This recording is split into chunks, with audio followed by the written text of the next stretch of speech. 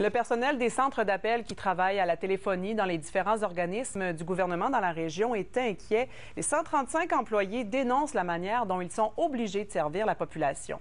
C'est pourquoi ils ont tenu une manifestation ce midi à Rouyn-Noranda. Marc-André Beaulian y était.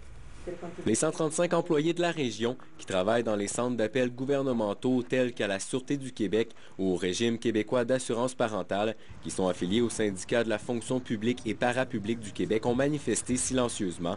Ils dénoncent par ce geste le fait que les ministères, selon eux, gèrent les centres d'appel comme des chaînes de montage. Pour le gouvernement, un centre d'appel qui est performant, c'est un centre d'appel qui prend beaucoup d'appels en très peu de temps.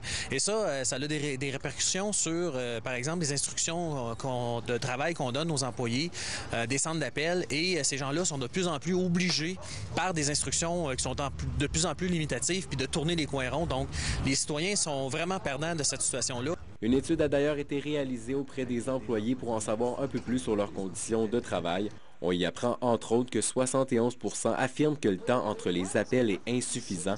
On parle d'une moyenne de 4 à 15 secondes. L'étude a d'ailleurs été transmise au ministère concerné pour les informer de la situation.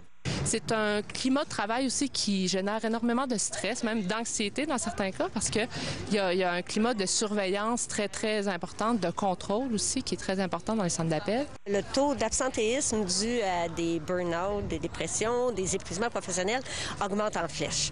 Je ne peux pas nommer personne, mais il y a certains employés de certains ministères qui se présentent à l'hôpital, puis quand ils disent « je travaille à tel endroit », encore?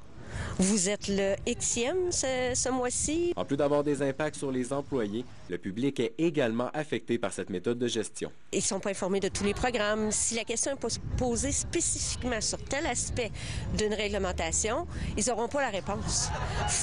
L'employé, nos membres, n'ont pas l'autorisation de fournir de l'information qui n'est pas spécifiquement demandée. Il nous a malheureusement été impossible de parler avec des employés des centres d'appel puisqu'ils sont soumis à la loi sur la fonction publique qui prévoit qu'un employé ne peut pas parler contre son employeur. Marc-André Beaulian, RNC Nouvelles, à Rouyn-Noranda.